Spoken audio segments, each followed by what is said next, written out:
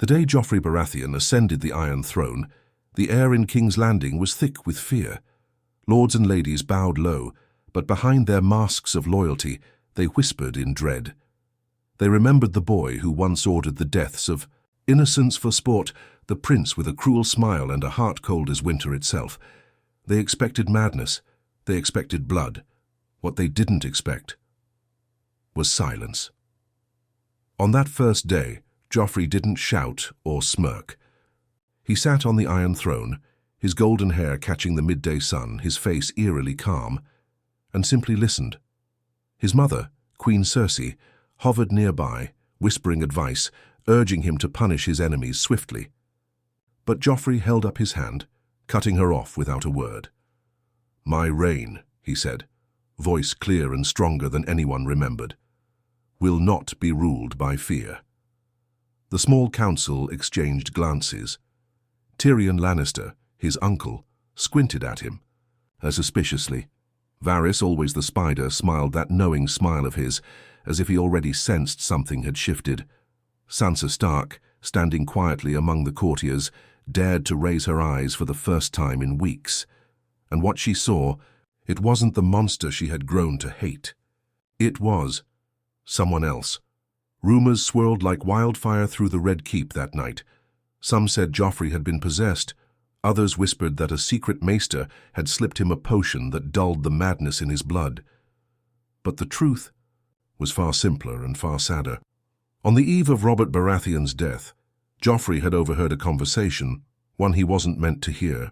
Hiding behind a tapestry, he had listened as his own mother confessed to Jaime that Joffrey was not truly Robert's son, that he was a bastard of incest, born of lies, that the throne he was meant to inherit was stolen before he ever touched it. For the first time in his short, spoiled life, Joffrey realized he was nothing but a puppet, a pawn in his mother's endless hunger for power.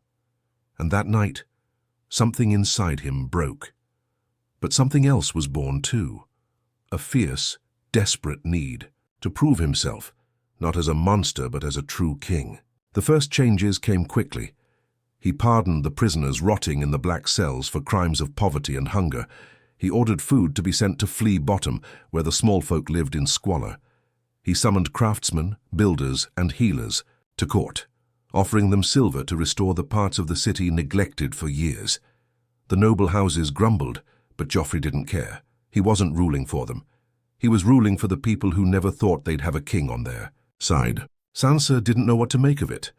She had spent so long despising him, dreaming of escape or vengeance. Now, every time she passed him in the halls, he simply nodded at her. No cruel jokes, no leering smiles. Once, she caught him sitting, alone in the gardens, staring at a single white rose, looking for all the world like a lost boy. A boy who never got to choose who he was. Tyrion watched carefully, wary of this new Joffrey. "A lion doesn't change its nature," he muttered over his wine. Yet even he had to admit, the boy was different, smarter, calmer, and for the first time terrifying in a way Tyrion couldn't quite predict. Enemies tested him, of course. Petty lords refused to pay taxes. Bandits roamed the riverlands. Whispers of rebellion reached even the ears of the royal court. Everyone thought Joffrey would fall to pieces when challenged. Instead, he proved ruthless, but not cruel. When Lord Merton of Duskendale refused to swear fealty, Joffrey sent a raven, offering peace. And when that was ignored, he sent a swift, brutal strike led by Sir Barristan Selmy himself. No villages burned, no women dishonored, just a clean, merciless end to the rebellion. "You will find," Joffrey declared in the throne room afterward, his voice echoing off the stone walls, "that mercy and justice walk hand in hand, but mercy walks first." For the first time, the people cheered their king, but not everyone was pleased. In the shadows, Cersei fumed. Her plans, carefully spun, for years were slipping through her fingers. Her son, once so easy to manipulate, now questioned her decisions, denied her influence. She tightened her hold, plotting behind closed doors. And far away in Dragonstone, Stannis Baratheon heard the news and clenched his jaw tighter. He had counted on the boy's madness to rally the realm to his cause. Now Joffrey's unexpected goodness threatened to shatter his plans before they even began. The Game of Thrones had changed, and Westeros was holding its breath, waiting to see if a broken boy could truly save a broken kingdom. Winter crept closer every day, a silent reminder that the wars of men would soon mean nothing if the cold swallowed them all. Yet in King's Landing a different kind of storm was brewing, not from the north, not from beyond the wall, but within the Red Keep itself. Cersei Lannister moved like a lioness trapped in a shrinking cage. She watched her son with narrowed eyes, her pretty mouth pulled tight in a way that even the courtiers began to notice. Joffrey, once her obedient little prince, now dismissed her advice with a smile so calm it infuriated her more than any shout ever could. The small council had started siding with the king's decisions too. Even Tywin Lannister, her father, had written from Casterly Rock that Joffrey's actions suggest surprising wisdom for one so young. Cersei could feel her power slipping like sand through her fingers. One evening, she stormed into Joffrey's private solar without knocking. He was alone, reading over a scroll, the fire crackling low beside him. He didn't even look up. "You think you are strong enough to rule without me?" she hissed. Joffrey rolled the scroll up slowly. His face was calm, but there was something hard in his eyes. Not the wild, spoiled anger he used to have, something sharper, something colder. "I know I am," he said simply. "You are my son," she spat. "Everything you have, everything you are, is because of me." He finally looked at her then, and for the first time in her life, Cersei Lannister saw something she didn't recognize. Pity. "You made me a king," Joffrey said, "but you never taught me how to be a good man. I had to learn that on my own." Cersei stood there, trembling with rage she didn't know how to unleash. He was still just a boy, her boy, and yet she couldn't reach him anymore. He was slipping away, and she didn't know how to drag him back. In the weeks that followed, Cersei tried to undermine him quietly. She sowed doubt among the nobles, whispered rumors that the king was weak, too soft-hearted for the brutal realities of ruling. She reached out to the faith of the Seven, hinting that perhaps the boy was cursed, unworthy in the eyes of the gods. But Joffrey moved quicker than she expected. He summoned the High Septon to the throne room, where hundreds gathered to witness what they thought would be a public humiliation. Instead, Joffrey knelt before the gods, offered donations from the royal treasury to rebuild orphanages, and promised to restore the faith's honor without giving them power over the crown. By the time he rose from his knees, the commoners were roaring his name, and the faith was firmly on his side. Cersei could do nothing but watch. Her schemes turned to ash. Meanwhile, in the north, Robb Stark was winning battle after battle. The young wolf, they called him. The lords of the Riverlands bent the knee to House Stark, and whispers of independence grew louder. The old Joffrey would have demanded Robb's head on a spike by now, would have sent armies to burn Winterfell to the ground without a second thought. But this Joffrey, this new king, sent ravens instead. A treaty, an offer of peace. Robb's bannermen howled in outrage, called it weakness. Even Catelyn Stark, mourning the loss of her husband, doubted. But Robb saw something no one else wanted to admit. "If he's truly changed," Robb said quietly to his mother one night, "then maybe there's a chance for fewer graves." He agreed to talks. It shocked the realm. A Stark and a Baratheon, speaking, not killing. Lords on both sides muttered about betrayal. War was all they knew. Peace was too strange, too fragile. Still, the meeting was set, at an abandoned castle. Halfway between the Twins and King's Landing, the two young kings would meet. Only a handful of guards would be allowed. No swords drawn, no treachery. Everyone expected it to end in blood. Everyone except Joffrey. As he prepared to leave, Sansa approached him in the castle courtyard. She wasn't afraid anymore. She hadn't called him Your Grace in days. Now she simply said his name. "Joffrey, if you really mean to end this war, be careful. They won't forgive you easily." He turned to her, his armor gleaming but his eyes softer than she'd ever seen. "I don't want forgiveness," he said. "I want a future." And for the first time, Sansa Stark found herself hoping he would succeed.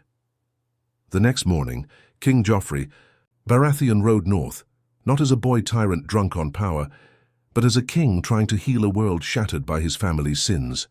But the road to peace is never simple, and there were others, darker, crueler, who would do anything to keep the flames of war burning. The abandoned castle was called Old Wieldstone, a crumbling relic from the first men, forgotten by both sides of the war. Its broken towers leaned like old men tired of standing. Ivy crept over the blackened stones, and crows circled above, as if sensing that history was about to shift again. Joffrey arrived first, flanked by Ser Barristan's Selmy, and a handful of gold cloaks loyal enough to be trusted.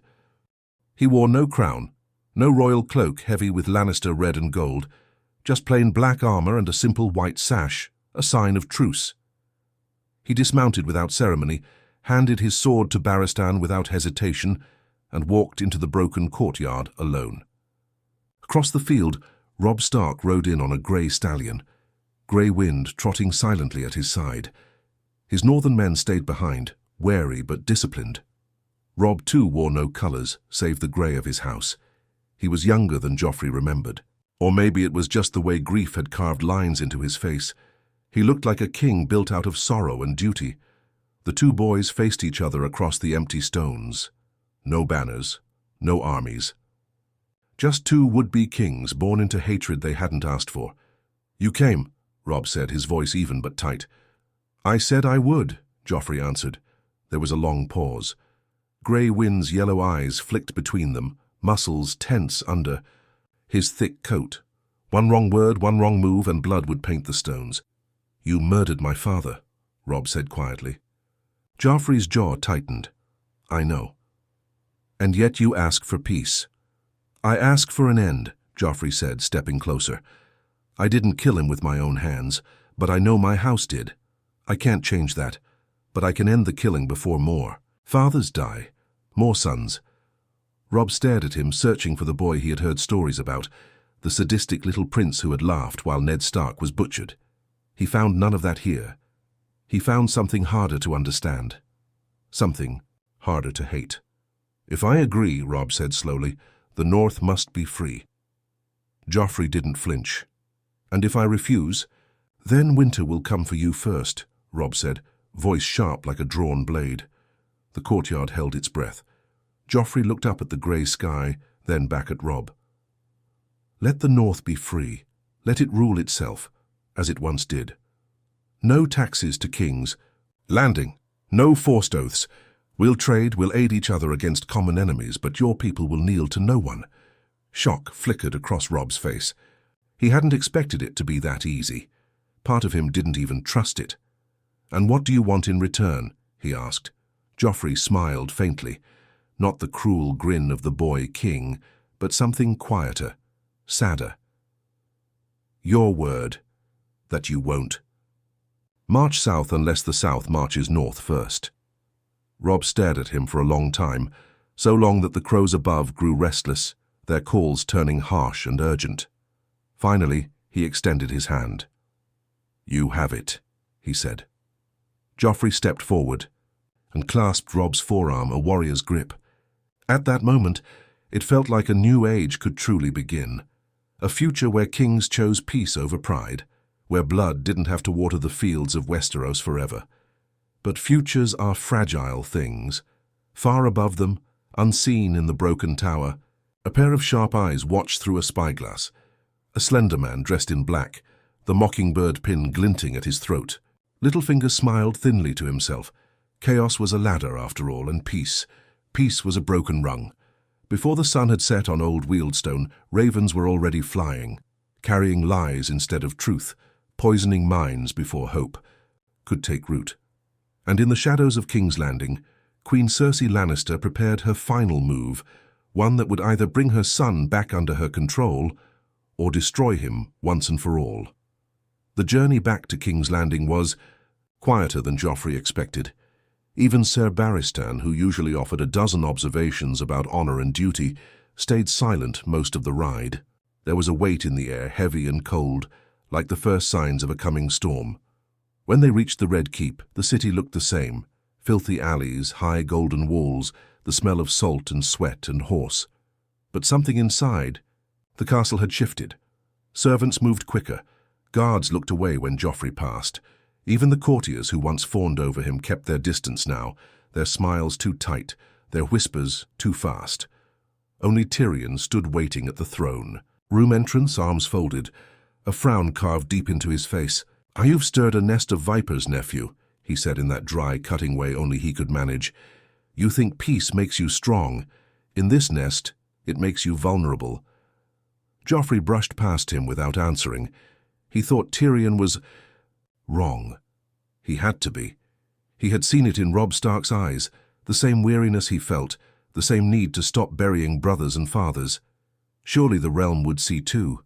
Surely they would want peace. The throne room was packed for the announcement. Lords and ladies squeezed shoulder to shoulder, the smell of perfume thick enough to choke. Sansa stood near the back, her hands clutched so tightly together they turned white. She knew something was wrong. She could feel it. Joffrey took the Iron Throne and spoke clearly, his voice echoing across the stones. "I have met with King Robb Stark," he said. Murmurs spread like wildfire. "We have agreed to peace. The North shall be free, and we shall rebuild our realms without further bloodshed." A long, stunned silence followed. Then, a sound, slow, deliberate. Clapping. Queen. Cersei stepped forward, her face the perfect mask of a mother's pride twisted with something darker. She clapped once, twice more, then stopped, her voice carrying easily across the room. "And what of loyalty?" she asked sweetly. "What of justice for those murdered by northern hands?" Joffrey stood up straighter. "Justice is not endless war. Justice is a future." Her smile deepened, as false as the promises whispered in the dark. "And what of your blood, my son?" she said. "Or have you forgotten what runs through your veins?" Confusion flickered over the crowd, and then Cersei spoke the words that shattered the hall. "This boy you call king," she said, her voice rising, "is no son of Robert Baratheon. His blood is a lie. His claim is a lie." Gasps broke across the hall like waves crashing against a cliff. Joffrey stood frozen, every inch of him turning to stone. "My son," Cersei said, her voice twisting with bitterness, "is the product of incest, born of sin. He has no rightful claim to the Iron Throne." The world tilted. The courtiers surged like a tide, pulling back from the throne as if Joffrey carried plague. Whispers rose to shouts. Lords called for guards, some simply fled. Joffrey looked for Tyrion, but the imp had already vanished into the chaos, calculating. Survival faster than loyalty.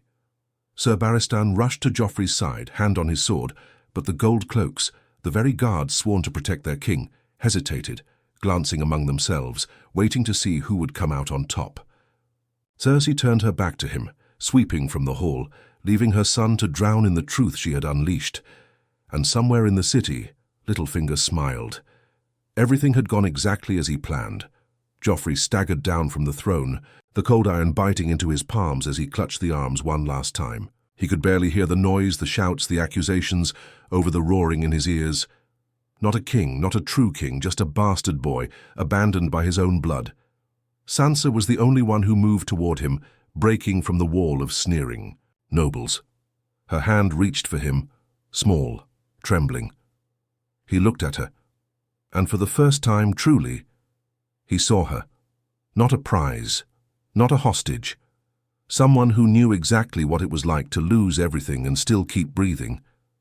He took her hand, and together they ran not toward the throne but away from it, into a world that had just turned against them both. The streets of King's Landing were a labyrinth of rot and whispers.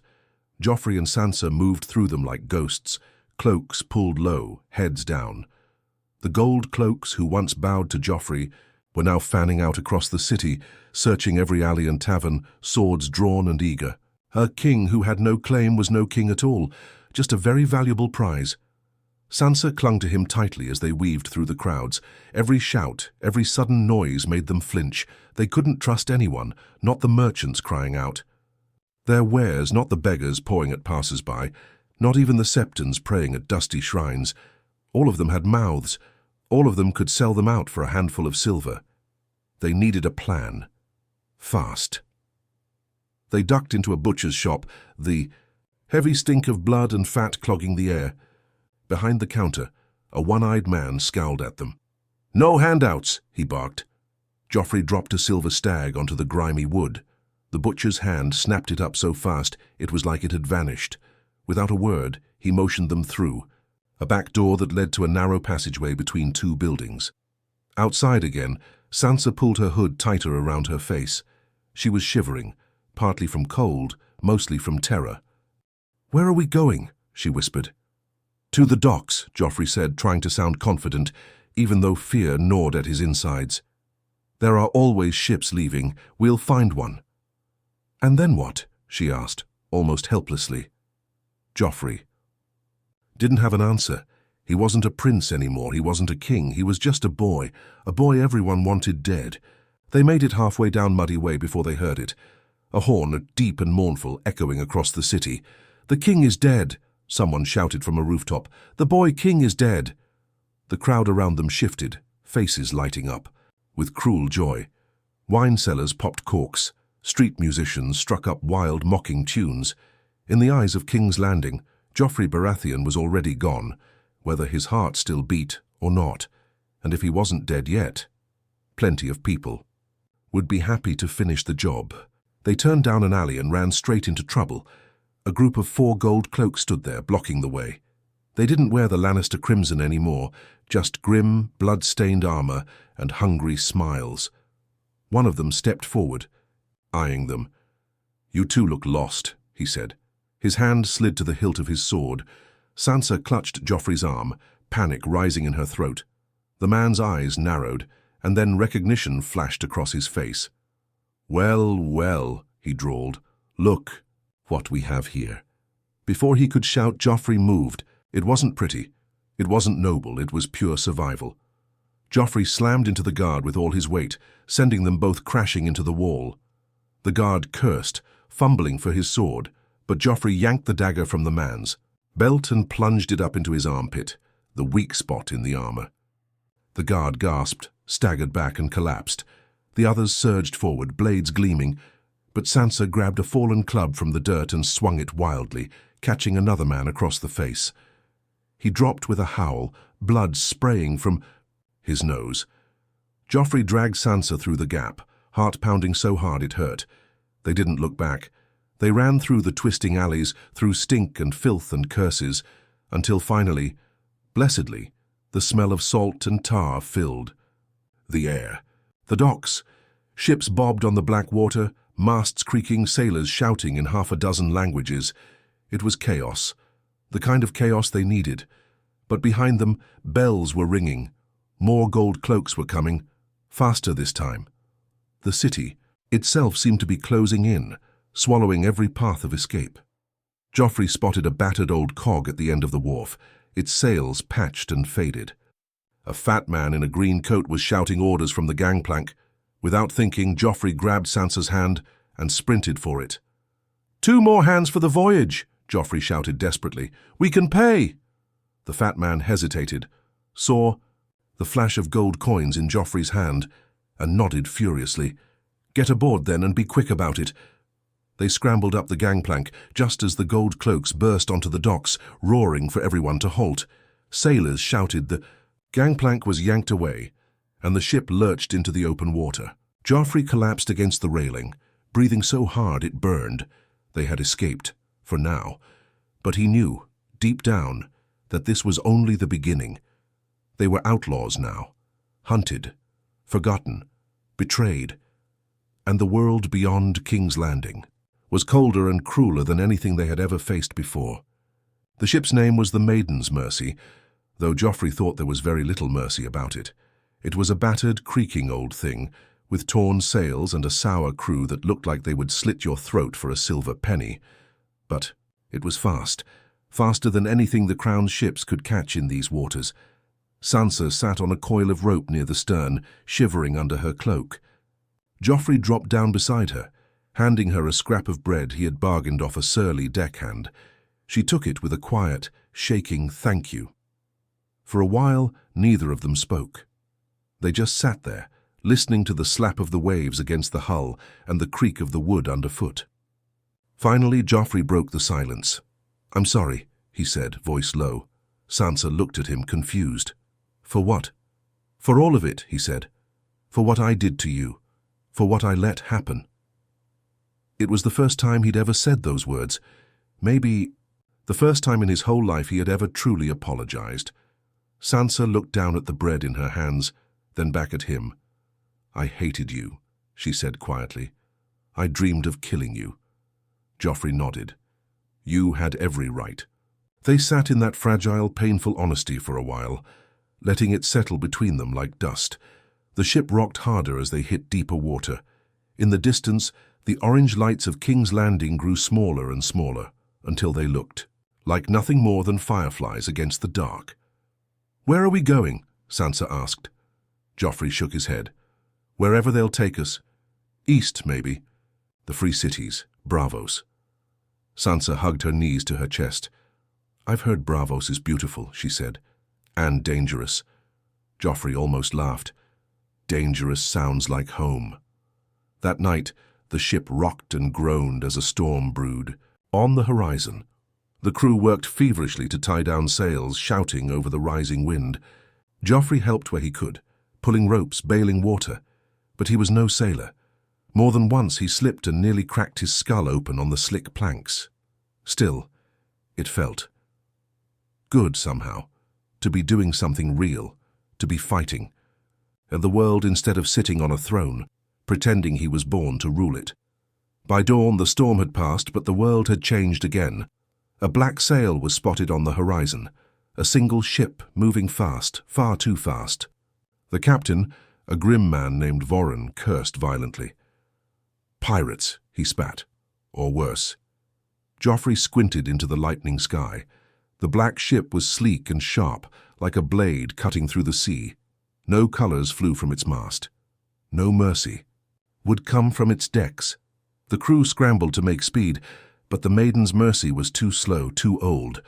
The black ship was gaining, cutting the distance with terrifying speed. Sansa gripped Joffrey's arm. "What do we do?" she whispered. He had no idea, no plan, no crown, no soldiers, only himself, only the choice to stand or fall.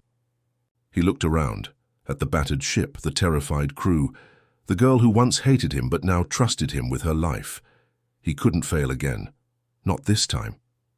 "We fight," he said grimly, "or we die trying." He grabbed a rusted sword from a barrel and handed Sansa a short, heavy dagger. The crew, seeing him arm himself, rallied around him. Not out of loyalty, not out of love, but because men will follow anyone who looks like they refuse to die easy. The black ship pulled alongside them. Grappling hooks flew through the air, slamming into the wood with dull, brutal thuds. Figures in dark leather armor swarmed over the rails like ants, blades flashing. The first pirate came at Joffrey with a screaming lunge. Joffrey dodged by instinct alone, slashing clumsily but catching the man across the face. Blood sprayed. The pirate went down with a howl. Another rushed him, sword raised high. Joffrey blocked it barely, the shock jarring his arms to the bone. Sansa fought too, wild and desperate, slashing at any hand that reached for her. The deck became a slaughterhouse, men screaming, blood slicking the boards, the crash and roar of the sea all around. Through it all, Joffrey fought like a boy who had nothing left to lose, because he didn't.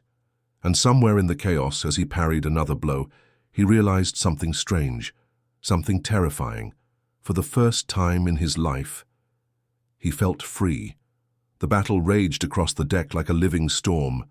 Joffrey's sword was slick with blood, his muscles burning with exhaustion, but he didn't dare stop. Every breath was a gift, snatched from the jaws of death. Around him the pirates fought with the savagery of starving wolves. The sailors of the Maiden's Mercy fought back, but they were outnumbered, outmatched. Men screamed, swords clanged. Bodies fell hard against the wood. Joffrey caught a glimpse of Sansa, backed against the mast, her dagger flashing desperately as two pirates circled her like vultures. Without thinking, he pushed through the chaos, slamming into one of them, from behind. The man staggered forward, and Sansa didn't hesitate. She buried her dagger in his side. He gasped, choking on his own blood, and collapsed at her feet. The second pirate snarled and swung his sword at Joffrey's head. Joffrey ducked low, feeling the blade slice through the air above him. He drove his sword up hard, under the man's ribs, and the pirate crumpled. For a moment the two of them just stood there, breathing hard, surrounded by death. And then they heard it, a horn blast from the black ship. Sharp, summoning.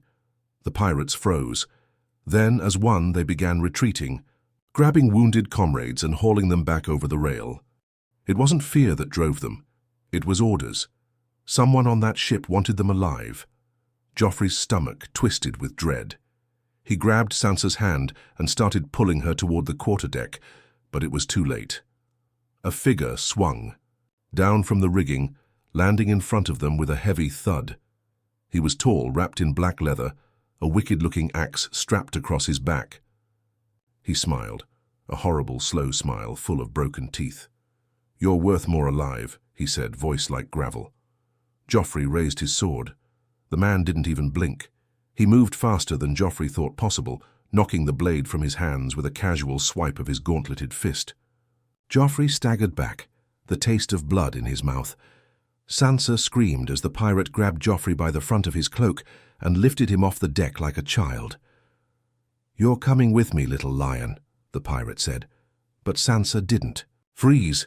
She didn't run. She acted. She snatched up Joffrey's fallen sword and drove it into the pirate's leg with a raw, desperate scream. The man roared and dropped Joffrey. Joffrey hit the deck hard, rolling to his knees just in time to see Sansa pull the blade free and slash again, this time aiming higher. The pirate stumbled back, cursing, blood pouring from his thigh. It was enough.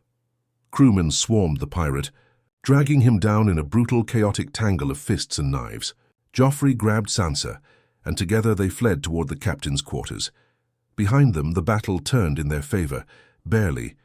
The few remaining pirates, leaderless now, broke and ran, leaping into the sea or scrambling back to their ship. Within minutes it was over. The deck was littered with the dead and dying. The sea was stained red. Joffrey leaned against the cabin wall, panting, the sword slipping from his fingers. Sansa collapsed beside him, hands trembling. They had survived. Again. But Joffrey knew it wasn't over. Not by a long shot. Captain Voren limped over to them, blood soaking his sleeve, his face twisted in fury. "You brought this on us," he spat. "You and your lies." Joffrey met his gaze, weary but unflinching. "You took our coin, you made your choice." Voren bared his teeth. "You're cursed, boy, both of you. Death follows you." He stalked away, barking orders to his battered crew. Joffrey looked at Sansa. "We can't stay on this ship," he said. She nodded, her eyes huge and scared but steady. "Where will we go?" "Somewhere they won't look for a king and a lady," he said. "Somewhere we can disappear." He didn't know if such a place even existed, but he knew one thing for certain. He wasn't Joffrey Baratheon anymore. He wasn't anyone's king. And maybe, just maybe, that was the only way he would ever truly live. The battered remains of the Maiden's Mercy limped into port 2 days later, sliding into a misty harbor on the edge of the narrow sea. It wasn't Braavos, nor was it any of the proud cities Joffrey had heard about from the Meisters' tales. It was a place with no name carved on any map. A free city in truth, if not in title, ruled by gold, fear, and the sharpness of a man's blade. Perfect. No one asked questions here. No one cared about kings or crowns. If you had coin, you could buy a roof over your head. If you had a sword, you could keep it. Joffrey and Sansa melted into the chaos of the port, like two stray dogs slipping through a butcher's alley. They found a small, filthy inn near the water. The innkeep was a woman with a face like dried leather and a voice like broken glass.